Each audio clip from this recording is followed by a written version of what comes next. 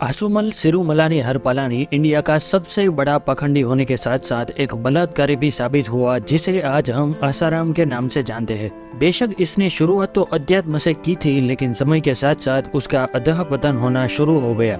उसके जीवन में अगर झांकी की जाए तो हमें मालूम पड़ेगा कि वो किसी भी सूरत में नॉर्मल नहीं था। जीवनधारा टीवी में आपका स्वागत है। उसका एक आम व्यापारी से संत और उसके बाद एक क्रिमिनल बनने का सफर काफी रहस्यमयी हो रखा है। आसुमल से आसाराम और बापू से लेकर बलात्कारी तक वो कैसे पखंड की ओर निकल पड़ा, ये सब आप जान सकेंगे आज की इस वीडियो में। तो आइए शुरू करते हैं। हमारी कहानी की शुरुआत होती है 17 अप्रैल 1941 को, जब ब्रिटिश इंडियन सिंध प्रोविंस के एक छोटे से गांव बेरानी, जहां एक सिंधी फैमिली में आसुमल का जन्म होता है।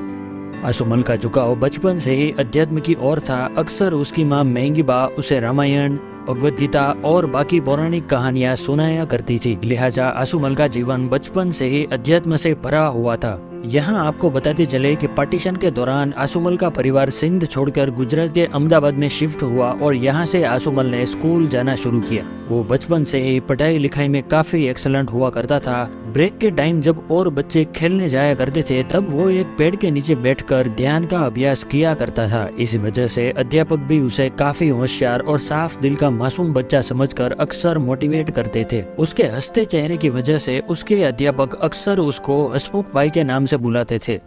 स्कूल जाते वक्त पिताजी उसके जेब में काजू, पिस्ता और बादाम भर देते थे और आसुमल ये सब कुछ अपने सहपाठियों के साथ शेयर करता था। अक्सर वो रात को अपने पिता के पैर दबाता था और मालिश भी किया करता था। देखा जाए तो उसकी छवि बचपन से ही एक अच्छे और नेक इंसान की रही थी।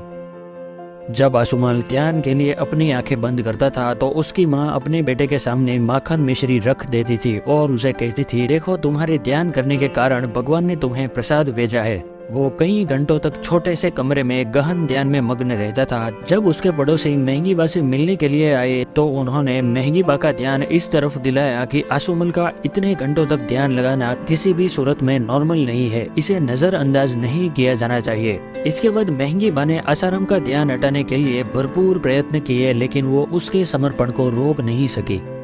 जब आसुमल को समझ आया कि स्कूल एजुकेशन से उसे सिर्फ रोजगार ही मिल सकता है, तो उसका ध्यान शिक्षा पर से भी हटने लगा। बेशक उसने स्कूल जाना तो जारी रखा, लेकिन इस दौरान उसे जब भी और जहां भी समय मिलता था वो अकेले में ध्यान लगाने का काम करता था। इसी दौरान उनके पिताजी चल बसे और सारी जिम्मेदारी आसुमल के ऊपर आ पड़ी। उसके पिताजी का कोयला और लकड़ी का बिजनेस था। उनके चले जाने के थोड़े समय बाद ही आसुमल ने यह काम संभाल लिया और इस तरह वास्तव में वो कोयला व्यापारी से एक आध्यात्मिक गुरु बन गया। पिताजी के चले जाने के बाद उसने अपने ध्यान का समय और बढ़ा दिया, क्योंकि ईश्वर की खोज में उसने खुद को समर्पित कर दिया था। जब आसुमल अपनी युवावस्था तक पहुंचा, तब तक उसने अपनी आध्यात्मिक शक्तियां काफी हद तक बढ़ा ली थी, जिसका असर आसपास के लोगों पर भी होने लगा। लिहाजा उसके परिवार को ये चिंता सताने लगी कि कहीं ये सन्यासी ना बन जाए। इसलिए उन्होंने उसके लिए लड़की ढूंढकर उसकी सगाई तय कर दी।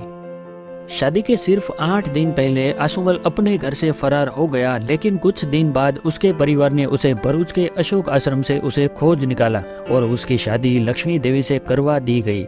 आसुमल ने अपनी पत्नी को समझाया कि उसका लक्ष्य गृहस्थ जीवन को आगे बढ़ाना नहीं है, लेकिन वो अपना लक्ष्य प्राप्त करने के बाद वापस घर लौट आएगा। आध्यात्मिक किताबों को समझने के लिए उसने संस्कृत स्कूल में एडमिशन करवाया, लेकिन फाइनल एग्जाम से ठीक 4 दिन पहले उसने एक श्लोक सुना जिसने उसके जीवन को ईश्वर खोज की ओर मोड़ दिया, और इसके साथ ही उसने अपने परिवार को छोड़कर इस दिशा में जाने का मन बना लिया। अपने परिवार को छोड़ने के बाद आसुमल यायावर की तरह जीने लगा। वो घने जंगलात, पहाड़ों और गुफाओं में अध्यात्म का अभ्यास किया करता था। इस दौरान उसने कई बड़े मंदिरों की यात्रा भी की और केदारनाथ में उसे एक संत ने करोड़पति बनने का आशीर्वाद भी दिया। इसके बाद आसुमल भगवान श्री कृष्ण की नगरी वृंदावन पहुंच गया। यहाँ उसको स्वामी श्री लीला शाह जी महाराज के आश्रम जाने की प्रेरणा तो मिली, लेकिन उसे गुरु के दर्शन के लिए आश्रम में 40 दिन तक इंतजार करना पड़ा। आश्रम में उसे उबले हुए मूंग खाने को मिलते थे। वहीं रहने के लिए उसे 4x5 फीट का कमरा मिलता था। लीला शाह जी ने आसुमल की 30 दिन और परीक्षा ली और आखिरकार उसने अपना आशीर्वाद दे ही दिया और कहा कि तुम्हें वापस घर लौटकर वहीं से अध्यात्म का अभ्यास करना चाहिए। उसने घर वापस लौटने के लिए मोती कोरल से ट्रेन तो पकड़ी, लेकिन तब भी उसका दिमाग सिर्फ अंतिम सत्य पर ही मंडरा रहा था। लिहाजा घर वापस ना लौटकर उसने नर्मदा के किनारे ध्यान लगाना शुरू कर दिया। उनका यही डेडिकेशन देखकर श्री लालजी महाराज काफी प्रभावित हुए और उन्होंने आसुमल को आश्रम में रहने के लिए अनुमति दे दी, जहां आसुमल ने पूरे 40 दिनों तक अनुष्ठान किया। जब उनके परिवार को ये बात पता चली कि आसुमल मोती कोरल में है तो उन्होंने वहां जाकर आश्रम से घर लौटने की विनती की, लेकिन आसुमल ने कहा कि वो आश्रम में अनुष्ठान पूरा किए बिना नहीं निकलेगा। उनका अनुष्ठान पूरा करने के बाद लालजी महाराज और पूरा गांव उसे अहमदाबाद के लिए छोड़ने को स्टेशन पर भी आया और अब यहाँ से शुरुआत होती है उनके आसुमल से आसाराम बनने की। मोती कोरल से निकलकर ट्रेन ने जैसे ही मियागांव जंक्शन को क्रॉस किया तो आसुमल ने ट्रेन से छलांग लगा डाली और उसने मुंबई में स्वामी श्री लीला शाह जी महाराज से मिलने के लिए ट्रेन पकड़ ली।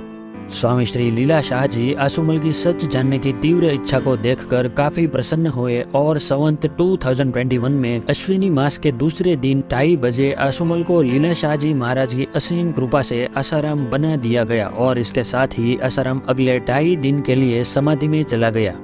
श्री लीला शाह जी महाराज ने आसाराम को घर पर रहते हुए ही मानवता की भलाई के लिए काम करने का आदेश दिया, लेकिन आसाराम ने आत्म खोज में अगले 7 सालों तक अकेले रहने का फैसला किया।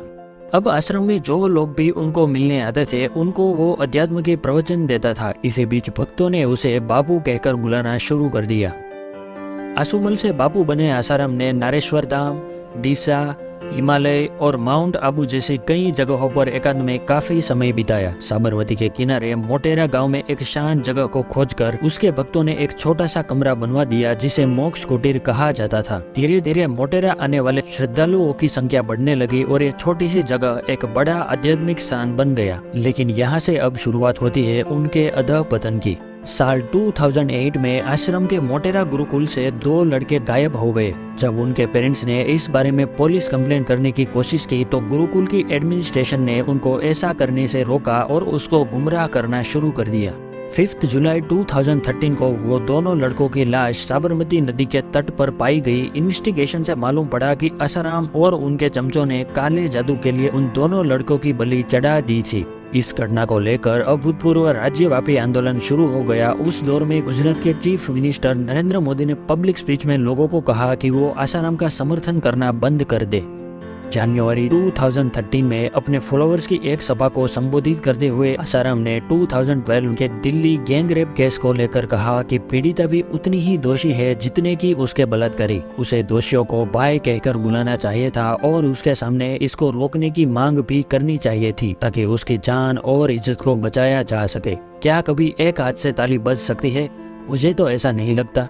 पाखंडी की ये स्पीच को लेकर जब प्रोटेस्ट होना शुरू हुआ तो उसने यू टर्न मारा और कहा कि मैंने ऐसा बयान दिया ही नहीं था, बल्कि मीडिया ने बढ़ा चढ़ाकर उसे लोगों के सामने रखा। लेकिन मामला यहाँ तक नहीं था। अगस्त 2013 में जोधपुर के पास मनाई गांव में आसाराम के आश्रम में रहने वाली एक 16 वर्षीय लड़की ने आसाराम पर 15 अगस्त की रात को जोधपुर में मनाई आश्रम में उसे बुरी आत्माओं से बचाने के बहाने यौन उत्पीड़न करने का आरोप लगाया।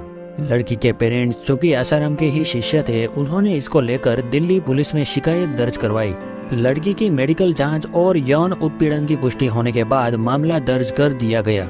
जब आसाराम 31 अगस्त तक पूछताछ के लिए पेश नहीं हुआ तो दिल्ली पुलिस ने उसके खिलाफ आईपीसी की गैर जमानती धाराओं के तहत मामला दर्ज कर दिया। आखिरकार जोधपुर पुलिस ने 1 सितंबर 2013 को उन्हें अपने ही आश्रम से गिरफ्तार कर लिया और उन्हें कैद कर लिया गया। यहाँ आपको बताते चले कि गिरफ्तारी से पहले धर्म के कुछ ठेकेदारों जैसे इंदौर एमएलए रमेश मंडोला समेत मध्य प्रदेश में भारतीय जनता पार्टी से व्यापक समर्थन मिला था। विश्व हिंदू परिषद के अध्यक्ष अशोक सिंघल और प्रवीण तोगड़िया ने गिरफ्तारी को हिंदू धार्मिक भावनाओं पर हमला माना। बीजेपी की स्टूडेंट विंग, अखिल भारतीय विद्यार्थी परिषद और हिंदू जागृति मंच ने गिरफ्तारी के विरोध में देश भर में काफी हिंसक प्रदर्शन भी किए। लेकिन अब आसाराम के पास पुलिस के कदमों में गिरने के अलावा और कोई ऑप्शन नहीं बचा था। अपना बचाव करने के लिए वो उस हद तक गिर चुका था कि उसने ये तक कह डाला कि वो अब खुद नपुंसक हो चुका है, पर उसकी किस्मत का साथ अब शायद यहीं तक था। 25 अप्रैल 2018 को जोधपुर अनुसूचित जाति और अनुसूचित जनजाति अदालत ने उन्हें बलात्कार के आरोप में दोषी ठहराया और 5 लाख रुपए के जुर्माने के साथ साथ आजीवन कैद का फैसला सुना डाला। इसको लेकर काफी प्रोटेस्ट हुआ। आसाराम के कुछ अंध भक्तों ने ये सभी मामले को दबाने की भरपूर कोशिश की। कई लोगों की गोली मारकर हत्या कर दी गई, किसी को छुरा घोंपकर और किसी को एसिड अटैक के जरिए सारे गवाहों को सफाई हस्ती से ही मिटा डालने की कोशिश की गई। लेकिन उसको कहाँ मालूम था कि उनका ये काला जादू का खेल उनके गले पड़ने वाला है। तब से लेकर आज तक ये पखंडी अपने किए की सजा काट रहा है। आज भी कई ऐसे पखंडी इंडिया में पनप रहे हैं जो खुद तो अज्ञानी कीड़ा होकर दूसरों को भी उनके पाथ पर धकेल रहे हैं। ये सब रोकने के लिए हमें एजुकेशन का मतलब समझना होगा और अंधविश्वास से दूरी बनाकर समाज में अवेयरनेस स्प्रेड करने का काम करना होगा, ताकि इन पखंडी लोगों का जीना मुश्किल ही नहीं बल्कि नामुमकिन हो सके। उम्मीद करते हैं आप लोग ये वीडियो भी भरपूर लाइक और शेयर करेंगे। दोबारा मुलाकात होगी अगली शानदार वीडियो में।